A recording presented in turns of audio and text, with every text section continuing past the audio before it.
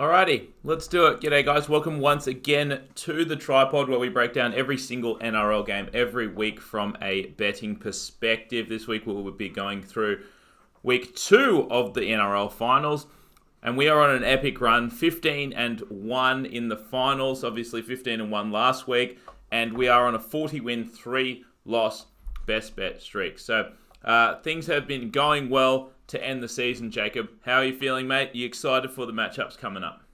Of course I am. There's nothing but sudden death footy to go. We've got 2 very exciting matchups that we're going to dive into. We've got a little bit more time. I just wanted to talk about the fact that we're on this historic run because the last 2 weeks, probably the best 2 weeks we've ever had. And we've done this for 5 seasons. 40-3 might never happen again. Yeah, that is very hard to repeat. And then on top of that, of course, the multis were cleaned us. As we said, we're up about 34 units, whatever people are putting on multis last week, because we've had many one-leg losses through the year, but last week everything did go well. But I just want to talk about what goes into a winning streak like that, because I think I could break it down into 3 different components that you need to win a lot of best bets and to have a winning percentage over 90% like we have in the last 40-plus bets. And the first part is you've got to pick the right sides. So this is what we try to do. We dive into the games. We think about every possible factor. You've got to be on the right side. If you were to say, I like the Bunnies last week, or I liked the Broncos, or I like the Sharks, you're pretty much screwed. So that's the first component. We hope that we do that most of the time.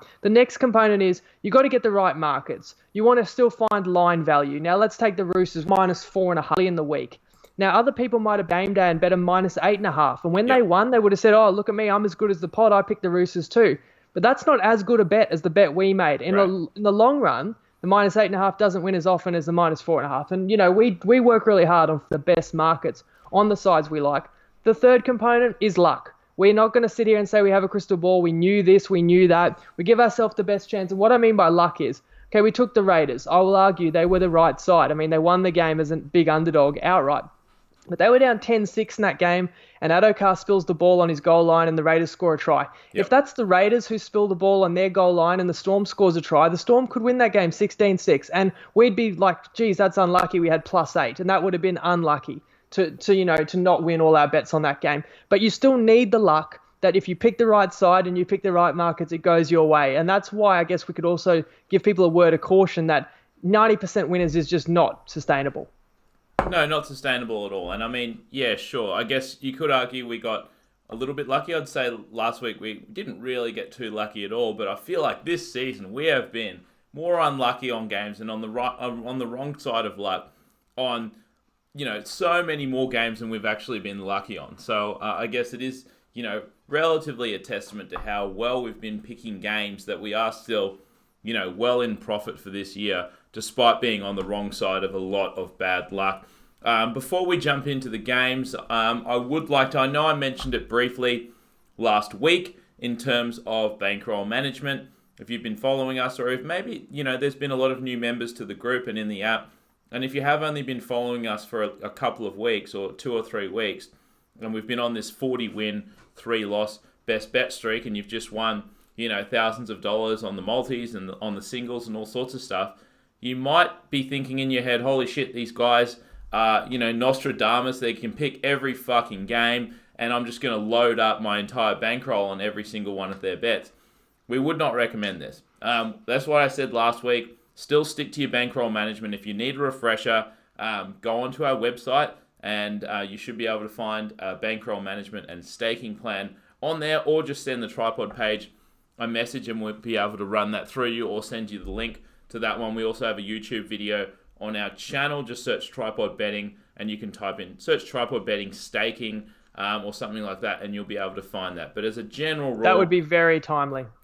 As a general rule, you do want to be betting about 2 to 3% of your entire bankroll on any one bet. And, this is up for debate, but I would say that you probably don't want to go over, for your average punter out there, you probably don't want to go over about 5% of your bankroll on any single one game. So in saying that, let's jump into the round. We wrote that article, I think, week 1, 2017. It was a long time ago, but it's still very true. But we went 10-0 that round, and we were actually worried people would think we couldn't lose. So we wrote that article about Bankroll Management saying, sorry, we're not going to go 10-0 every single week. Right. And especially what happens is you lose one or two, and then people think there's no way these guys will lose again. But every game, that it's footy, it's an odd-shaped ball, things can happen. Just before we get into this round, let's talk about the Broncos. You're coming to us live from Brisbane. I'm north of the border as well. The Broncos, I'm actually glad that we do the pod and we've kind of disconnected from following one team with our heart and soul because we've had to for the good of the pod. And I love being a full-blown punter that every team gets to be my team when I choose to back them, and and you get a lot of joy out of that. But you never have that one team that you do follow. But in that case, that saved us a lot of pain because people are hurting in Brisbane. And I guess what I wanted to talk about was the news as well, that a few of them were out having a poke on Saturday night. As you do. What do you make of that, and what do you think Brisbane should do moving forward? Because it's a bit of a debacle way to end the year, 58-0. Oh, it is. 58-0 is an absolute embarrassment, and it wasn't an embarrassing performance. Obviously, we tipped Eels. We thought that they would win that one, but certainly didn't expect it to go the way that it did. Look, I guess you need some context here, and we don't know the full story of what's come out. But look, boys are allowed to be boys and go out and have a fun time, but when it's week one of the finals, I would not expect 8 or whatever it was of my top players to be out late having a poke. You're obviously not having a poke and being sober, I would assume. I've never had a poke. Oh, no, there was no... yeah, but you've never had a poke, mate. But there was no talk that they were drinking. No, well, yeah, sure. But look, there's, reports coming out that they were out fairly late. Reports coming out that Milf didn't even know what time the game was the next day. So, it's one of those ones where you look at that, and as a casual fan, and me myself, it makes you think that they kind of weren't taking the game as seriously as they could, and perhaps just thought that they were going to lose anyway. But definitely not the best preparation that I would expect from a team going into week one of the finals. But in saying that, take nothing away from the Eels. I think that even if the Broncos had max preparation, the way that the Eels played, they would have steamrolled them anyway. And look, it wasn't just one bad performance that I can pin this on. Like, it's not like you can say, okay, the Broncos have been gun all year long. They've been playing like a top 4 team. Now they go and have, play the pokies and they play shit. No, it's not that at all. They have been, very, very average or below average for the last 2.5 months. So, that wasn't necessarily a huge drop-off in performance from what they have been dishing out over the last couple of months. Yeah, a lot of people's takeaway is going to be that, that the result dictates that obviously because they were out, they didn't take the game seriously. But the truth of the matter is, I'm not going to crucify them for that. Like, players need to unwind, honestly. If they're just going out and that's what they want to do, that might not be what everyone likes to do. But they didn't say that they were drinking. And being out till midnight, it doesn't sound ideal. And it does reek of a team that kind of was happy to be there. They were under so much scrutiny all year. And I do feel like getting to the finals, it was an exhale for them. Like, we've got the pressure off our back. We've achieved something where really you go to preseason and you train for 9 months and you fight hard. Let's not forget, they were second favourites to win the premiership at the start of the season. So yes, making they were. the 8 is no congratulations. But I think the fact that they were sitting like 14th after 7 or 8 weeks, and the fact that they then made the finals, you work so hard to get to the finals for an opportunity to give it a shake. You don't try and get there so that you can get a participation medal. I think that they've got real issues with leadership. So they've spoken today that Darius Boyd is gone, and I really do. I don't want to blame him, but when your leader doesn't put his body on the line, when your leader cares about self-preservation, and if you don't have strong leadership, you don't really care what other people say. If you're going to go out and play pokies the night before a finals game, you wouldn't see these other more serious clubs do it. Is Cooper Cronk that much better of a player than Mitchell Pearce? I don't know, but the leadership that he brings, or a Cam Smith, or even when the Cowboys were shit in Thurston's last year, you didn't see them getting flogged because you just wouldn't let a bloke down like that next to you. It really, the Broncos have got a bunch of players like Offengowie or, Payne Haas or Fafito or Gillette. They've all played Origin. You need your Origin players to step up. The way that they folded like origami is really embarrassing. I think I can fix their problem. This is really quickly what you do. You move Milf straight back to 6. Boyd to the moon? Well, Boyd's already gone. You move Milf back to 6. Milf was not the problem at 6. He's a good 5/8 ball running threat. He's played for State of Origin at that level. You need to find a 7. Okay, now that's easier said than done. There's been some rumours that Brodie Croft could be the answer. He's can't quite get a jersey at the Storm, but he's played finals games for the Storm. He's a young player. He's from Queensland. Could he be the answer? What about this? I'll throw a name at you. Sorry, your reception's shaky. Just not your reception, but your speakers. So move whatever you were doing before. Hope you can hear me. I'm about to solve the Broncos' problems. That's better. Okay. It's better. Here's a name let's throw out there. And this guy's much maligned. But Ash Taylor, he's outstayed his welcome at the Gold Coast. If the Broncos are offloading Jack Bird and he's on 800,000, and if they can offload Boyd and get a little bit of dispensation for that, like, do they bring in a guy like Ash Taylor, and does he revitalise his career? He originally was a Broncos junior. Anyway, they find a good 7. That's half the battle. How much are you going to pay Ash Taylor? Well, that's the thing. You'll get him at bargain basement because, he's gone from being $1 million player to really being on the junkyard. And you need a good fullback. I thought Izako should have been the fullback all season this year. Valentine Holmes! Yes, the rumours today they could get Valentine Holmes. He's so honestly, there, I think, and you just close. get some good leadership in there. Who they pick as next captain is going to be quite vital. I would assume a guy like Gillette. Funny that his name is actually one of the players who was out the night before. But I think he'd probably be the most experienced player and played at the highest level for the longest. He could lead that side because they've got so much young talent, but they do need leadership. That's all I'll say on the Broncos for now. We should really look forwards now. But I thought it was worth a post-mortem, especially when we've got a little bit more time this week. You're absolutely right. And, I mean, you look at that team at the start of the year, the potential was endless. But you didn't think, well, I guess we thought it. We've been saying it for a couple of years now, but you didn't think Boyd would just drop off an entire cliff. But, yeah, you're right. Like, they have so much talent in the forwards there. Obviously, those guys are going to have to get, paid the big bucks soon enough. But, yeah, you're right. All they need is an extra half and a fullback.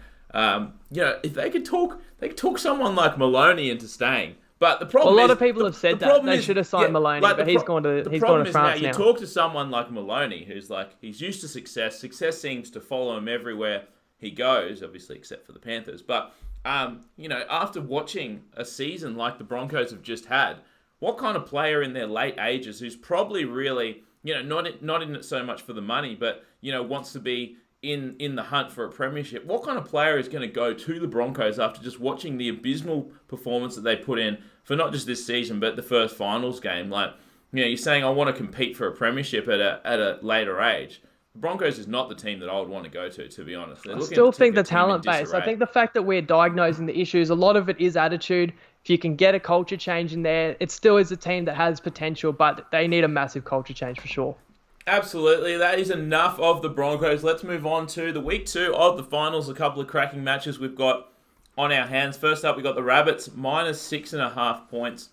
Hosting Manly, 38.5 points is the total. Obviously, we know what happened last week. The Rabbits got shellacked by the Roosters, which we did predict. But in saying that, we've said this for pretty much the entire season, but especially during the season and now later in the season, that the Roosters are still premiership favourites, and rightfully so. They are the most talented roster. And to be honest, we said this, a few weeks, and we've said this throughout the season, that this Roosters team knows what it takes to make a grand final and to win a grand final. They've been coasting. They notched it up a gear to 5th gear against the Rabbits and just absolutely demolished them. So look, I'm not going to take too much away from the Rabbits there. They were a little bit short-handed. Now we move on to Manly and what they did last week. Very impressive performance against the Sharkies. But we kind of expected that. Obviously, we were on Manly, and we like this Sharks team, but they still weren't fully healthy. Manly at home as underdogs. It was a good play, and they probably played one of the best games that they have all year, especially without Tommy Turbo. They had a bunch of guys that were absolutely awesome in that game. But let's just look at this simply. This Rabbit side is the better side here.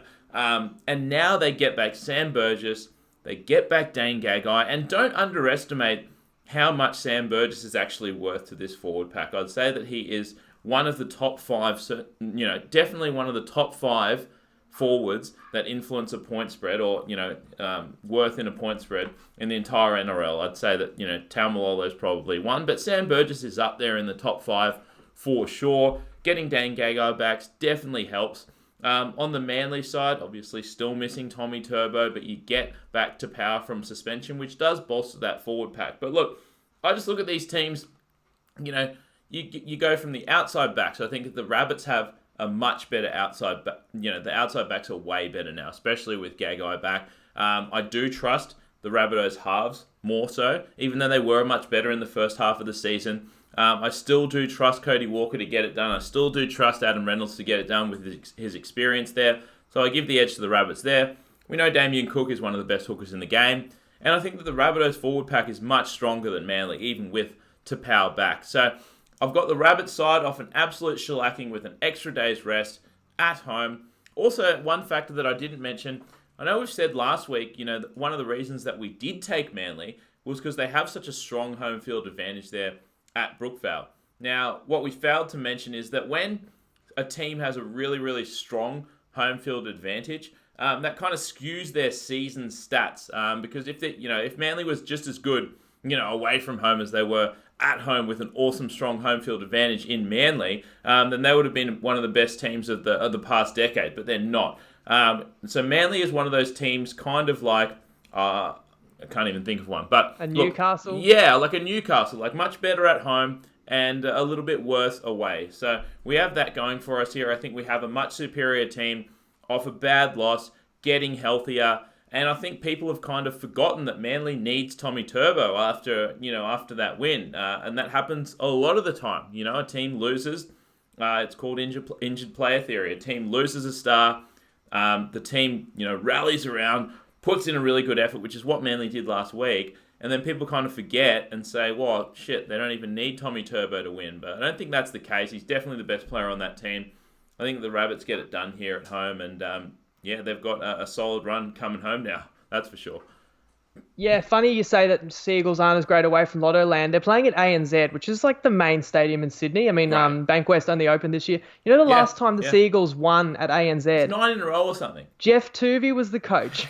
How is that possible when you play that many games in Sydney every year? So, not that I read too much into that. But interesting, these two sides played twice this year. Both games decided by a field goal, which is pretty crazy. The Bunnies got them 21-20 in round 17. It wasn't that long ago. And round 4 was a crazy game that really sticks out to me. I just want to talk about the context of that round 4 match, which was a 13-12 win to Manly. I touched on it in the recap pod, but I mean, the Bunnies were undefeated to start this season. They beat the Roosters, and everyone was like, oh, shit, look at Bennett. This team can, do just as well as they did the previous year where they made the prelims. Yep. And Manly opened the season with 2 losses. No one expected much from Manly this year. They were down 10-6 at halftime to the Rabbitohs. It was a hot, sunny afternoon. Turbo does his hammy first play of the second half when he touches the ball. They lost Coruscant. They lost Tapau. They had 20 errors in the game. They literally could not complete a set to save their life. Yep. Their chance to win that game was hanging by a thread. They somehow did not concede a second half try with only about 13 or 14 available troops and no ball. And they won the game in Golden Point 13-12. And that turned their season around. Watching that game was what made us realise, this team's for real. Only problem is they've lost Tommy Turbo, but that put them on the radar for us. So definitely Manly knows they can compete with the Seagulls because they lost Turbo at halftime of that game. And I should mention, when the Bunnies beat them in round 17, Turbo was out for that game as well. So they've shown they can push it to the limit. But there's just so many other things I like about the Rabbitohs. You mentioned Burgess back in, Gagai in. Now, Dwayne's been moved to fullback, but I would question whether you could even put him in the centres. It didn't work on the wing, but I do like Alex Johnson at fullback. So if you put Dwayne in the centres, you could move Gagai to the wing, where Gagai, was man of the match in Origin 1, right? So they've got that option. Whatever, I do give the edge to their outside backs. And the halves, as you said it. I just think the big game experience, you have the fact this Bunnies team's had multiple finals campaigns all the way to a prelim last year. You got Damien Cook has been Origin the last 2 years. All right, DCE's got a lot of big game experience, but Cody Walker dipped his toe in Origin and these big games. I feel like that gives them an edge. I can't wait to see the battle in the middle of the field. Sammy Burgess, Cam Murray on the other side of things, Tapau, Adam Fanua-Blake, Jake Trbojevic, of course. But awesome, I feel like what's also disguised in that big win by Manly is their depth in their back row, in the injuries that they've suffered through the year and how thin they are in their back row, losing guys like Curtis Sirenen. Ultimately, that will make the difference here. I think the Bunnies, just a few too many edges across the park. Yes, they got smoked by the Roosters and they were down 30-0, but they fought back, and I think they get the longer turnaround, and they played Thursday night in round 25. They played the first game of the finals. They know they can make a grand final without having to play the Roosters or the Storm. I think the fact that you get those 2 key players back into this team, there's a lot of belief. And I just think they're going to be too good for the Seagulls. I think the Seagulls gave their all-in effort at home, harnessed the energy of the crowd. It'll be a different story on Friday night, and the Bunnies will progress. Indeed, and we've bet accordingly. We have got 3 best bets on the game for now. We're taking the Rabbitohs minus 5.5 points. You'll find that one on BetEasy in the alternate line section at $1.80. We're taking Manly to score under 6.5 points in the first half. That one is $1.83 on Ladbrokes and on Neds. And we're going to take a Rabbitohs a race to 20 points. That one is $1.81 on Sportsbet. And the second game of the round on the Saturday night, we've got the Storm minus 8 points hosting the Eels. 37.5 points is the total. Well, this should be an absolute cracker. I mean, you thought about this game, 2 or 3 weeks ago, and everyone would have said, the Storm are going to absolutely roll the Eels. But the Storm have found themselves in a pickle here, losing to the Raiders. Now they have to go through the Roosters to even make the grand final. Super interesting game for me, and like I've said, the Storm had the most impressive, regular season in history. But look, the Eels just won 58-0. I know that the Broncos were garbage, but I know that kind of when you look at these games, I guess our initial thoughts as a bettor, and I don't know about you, Jacob, but my initial thoughts go to, all right, I want to take the team that just lost against the team that just fucking won by 58 points. That's my initial thought. And that's always the way that I would lean initially. So it takes a lot for me to like the Eels here, but I think it is warranted. Look, a 58-0 win in the regular season, I think I would say, okay, you're due for a letdown spot the week after. But for this Eels team, they're young. They thrive on confidence, especially Mitch Moses. He plays much better when he's got a bit of confidence under him. You saw that as the points started ticking up. So rather than a letdown spot last week from a 58-0 win, this is week 2 of the finals. I think that is a confidence booster more than anything. Plus, it's easier on the Eels players' bodies. They had a 58-0 win. It was very easy for them. It was basically like a training run. Whereas the Storm had an absolute grind against the Raiders side. And now, that has to be a bit of a letdown spot for the Storm. I know they'll come in fully prepared, but they've got to think to themselves, fuck me. Now we've just had a grind with the Raiders that we should have won. We gave away with a late try. And now we have to go through the Eels and the Roosters to even make the grand final. That is a bit rough.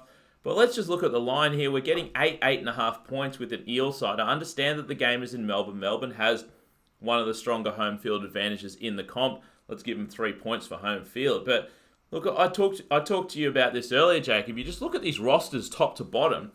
And I know that the Storm is the better team, but when you really break it down, how much better are they? You look at these outside backs. I understand Vunivalu and Adokar are awesome, but Sivo and Blake Ferguson are on par, I feel. I think they're better. I think, let's, for argument's sake, let's be conservative and let's say that the Eels backline or outside backs are equal. There's a case to be made that they're actually slightly better than the Storm outside backs. Then you go to the halves, and I know you've got Munster there who's, an origin level player, but let's not forget, he's 2 weeks removed from, not playing from that shoulder injury. Is he 100%? And Jerome Hughes, to me, he's just a guy. But you look at this Eels side, Mitchell Moses has played the best season that he's ever played, I think. He's full of confidence after that win. And Dylan Brown was no joke either last week. He was great, and he has been great all season. So, yeah, sure, you can say that the Storm have the better halves, but I would debate that thoroughly, especially coming off that massive confidence-boosting win for the Eels. In terms of the hooker, you can say Cam Smith is the greatest that has ever lived. There's debate about that back and forth. But look, like I said last week, I thought that Reid Marnie should have been the Queensland hooker. He wasn't. I think that if you did the vote now, he'd be in the conversation. That's for sure. He had one of the best games that he has had all season. So let's call hooker a wash. And the forward pack, I know that the Storm, have the better forward pack, but this Eels side all year long, they have matched it with very, very good forward packs. They just have them running the ball at 100% all game long. So if you break it down like that, really, I still know that the Storm are the better team, but it's not to the point where I can confidently say that this Storm side is significantly better than this Eel side. So I just think that maybe it's square taking a team coming off a 58-0 win, but I just think that the line is too high here. Yeah, and I agree. And it is a double side of the coin because if you're going to say, look, these two teams could not have played more different opponents in that the Storm played a ruthless Raiders and the Eels played a woeful Broncos. So obviously the Eels got made to look really good and the Storm got, held back from how good they are. But you can also, as you say, make the other case that the Eels, it wouldn't have taken much petrol out of the tank and they've got a lot of confidence from that win, which they need to have confidence to go down to Amy Park. Oh, for sure. And the Storm, they're doing a little bit of soul searching. And, as good as the Raiders didn't let them play well, but there was question marks. They could not put up points when they needed to. We don't know for sure how good this Storm team is. And we questioned it in our recap. Are their guys a little bit fatigued from Origin, and is Munster 100%? I just want to talk about fullback here. I mean, again, Pappenhausen and King Gutho.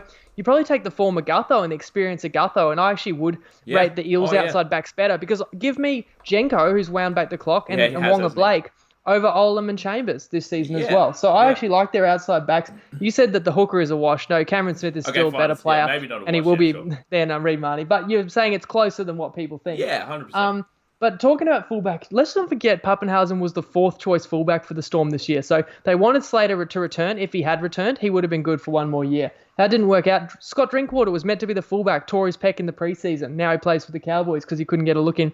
Third choice was Jerome Hughes, who got picked for New Zealand last season, went and toured UK. Fourth choice, Pappenhausen. Yep. And actually, it's funny, it was his coming out party, and we've got to talk about this. Magic round, I think it was round 8, where the Storm won 64-10. Yes. And Pappenhausen only came in off the bench and played the last half hour, had 140 metres, 3 line breaks, 2 try assists, a try. This is the game where everyone went, oh shit, how do they have a non-stop conveyor belt of these players? Not to mention Nico Hines, who plays for my Sunny Coast Falcons. He got a game for them when they played, I think, when they beat the Bunnies at Gosford, and he's a star up and coming. So they've got a lot of options. They've gone with Pappenhausen in this situation, but they're still, they don't have the continuity in their spine. In that Hughes is not a natural 7. Pappenhausen's an inexperienced player that does have deficiencies for as damaging as he is running it. And the Eels have gone down there with true belief that they can avenge that absolute flogging they got this year and avenge the finals disappointment. Let's not forget as well, 2017, the Eels went to Melbourne. They copped a couple of rough calls and they lost that game by 2 points. They didn't recover from it. They lost the very next week to the Cowboys. And I think they're going to go down there with belief that they can win this. I think this team, they've got this vibe to me that's similar to the Raiders. Like when they force an error or when they do something good, they're all getting around each other. They're really pumped. I think that the new stadium and getting it packed house every week when they play at home is really creating a lot of energy in this club, that they got a lot of belief and they got a lot to play for because they're really feeling the support of their fans. And I just really like that edge. I think it means that they can go down this game. And when you're taking +8, or I think we've got a great line in 8.5, you want to believe the team has a chance to win. They do. Now, for their game plan to win, I think they don't want to shy away from what they do well. They offload the ball well. They swing the ball to the edges well. They get the ball out in space. If it's wet, it's going to be harder to do that, and there's a chance of rain on Saturday. But at the same time, if it's raining, it makes the game generally a little bit closer and lower scoring, which favours an underdog. So those two things kind of cancel each other out. Now, the Storm could still win this game. I mean, on the other side of all of this handicap is the Storm only lost 4 games this year by, four very narrow margins.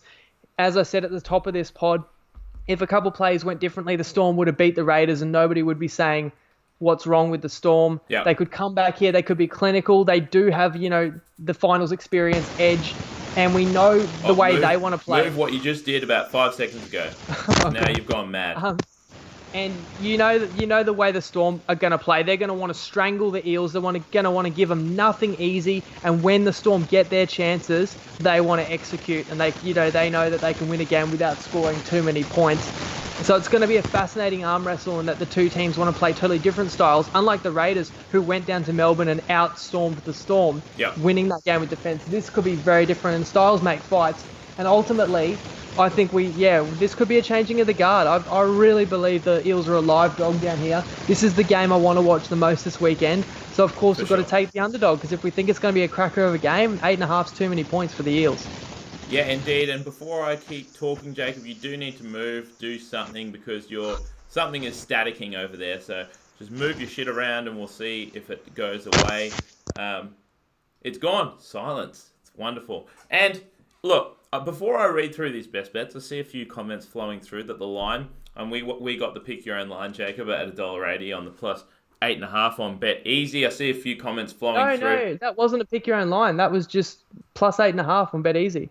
Grim. Okay, I am off my tiny little head because I saw comments. $1.90. Okay, true. I've written that wrong. Anyway, I saw comments flowing through that it's $1.90, and I must have written that wrong. Anyway, so thank you guys for calling that out. But yeah, first of all, we will be taking 4 best bets on the game. Obviously, if we do release any more, tomorrow or on Friday, they will be in the Tripod app as soon as we release them. We're taking the Eels plus 8.5. Don't pay any attention to what I've got on the screen. It is $1.90 on Bet Easy, as the comments have showed. We will be taking the Eels plus 4.5 in the first half. The best price for that one is $1.84 on Sportsbet. We're going to take the Storm to score under 22.5 points. That is $1.80 on Bet365. And like Jacob mentioned with the weather, I think it'll be a low-scoring grind, or could be at least. We're going to take the Storm to score three unanswered tries, no, at $1.87 on Bet365. And that's it. Even though there's only 2 games, Jacob, we still went over half an hour. So it's Well, we waxed lyrical about the Broncos, but yeah, we've said enough. But we have gone. This is where you guys get that big opportunity for us to deep dive games when there were only 2. So we did go a bit more into it. And the way that we've been winning, I hope people appreciate, going next level in how we do find value in these games. Yes, indeed. And thank you once again, guys, for tuning in. As I said last week or on the Sunday, certainly if you have won money with us over the past 5 years, or if you're just new and you've won money on our 40-3 best bet streak, or you won a couple of multis for the first time, feel free to pop us a review on our app or on our podcast. You can do that on iTunes or wherever you listen to your podcasts. That would be greatly appreciated. Obviously, we don't ask you guys to pay for our tips. So, anything you guys can do to help the pod grow is much appreciated. And, make sure you're in the group, in the app. Links are in the description to this video. And we will see you guys on... Well, I do have one last thing that I should have said, and hopefully not everyone switched off because we always finish the same way. Before we go out of here and before you go through what you're going to say, when did you want to do the round recap, seeing as the Saturday night game will be the last game of the round? We might still stick with the 6 p.m. Sunday, if that's all right. But we will let people know. Okay, What I need to let people know, this is a really good offer that we've got exclusively for people in the Tripod group. It's a free shot to make $30 cash, and you can't lose. Sounds good to me. All right, so listen up for a second. So it's Sport Champs. We ran that comp a couple of weeks ago. We beat Punt Harbour Group with 3 times as many people. Suckers! We, totaled $1 million from 3 times 10,000 entry in the NRL comp. We killed it. This weekend, it's a comp. It's going to cost you $20 to enter, but stay with me. You're thinking, I don't want to put my actual money in. Stay with me. You put $20 in. You get given $10,000 to bet on the NRL. It's not just head-to-head. You get your first try scorers. You get your totals. You get about 27 markets in each game. If you can turn... Oh, g'day. Is that Jono? Yeah, Jono's saying here. G'day, a bit of a cameo. Oh, mate. It's a good cause. You've rescued a greyhound there. And speaking of good causes... I should say we won that tipping comp, and we donated $500 to Black Dog Institute. So Thanks to everyone in the group. I was going to post about that too. Yep. Right. You turn 10,000 of champ cash into 25,000. That's just 2.5 times.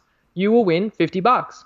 So if you can get 2.5 times your money, you win $50. Seems You're fair. Thinking, well, if I had $20 in my betting account and I turn that into 2.5 times, I get 50 as well. But here's the beauty of it. 2 things. Sport Champs gives you fair odds. They don't have the juice. They give you actual fair. If the market's 50-50, it'll be $2 on each side. Right. The other thing, for everyone in the Tripod group, if you have a go at this tournament and you don't hit the target and get 50, just send us your username and you'll get a refund. Boom! So it is a free roll. Free roll! So why wouldn't everyone have a go at that? $20, turn it into 50. That is happy a good days. deal. Don't turn it into 50. You get your 20 back. Christmas come early. That's going to be posted in the group. There's no details on that yet. That is a good deal. Got word on that, but I'm going to post that in the group. The post where you can just let us know what your username is. Hey, a free chance of $30. Bet smart, not hard. That is actually a great deal. And you've got our tips for the weekend, so you know what's most likely going to win. You have done very well sorting that one, Jacob. I did not know about that one until you just said it, but a free crack at $30. No one can say no to that. Even if you've won thousands over the last couple of weeks. Who's going to say no to $30? I know I certainly am not. Thanks, guys, for tuning in. If you need any info about the Sports Champs comp that Jacob just talked about or anything else in relation to punting, make sure you're in the app, the Tripod app. Make sure you're in the group because we'll be posting more information about that in the following days. And we'll see you guys on Sunday at 6 p.m. Unless anything changes and we decide to do it at a different time, we will let you know. All right, guys, thanks again for tuning in. We will see you next time.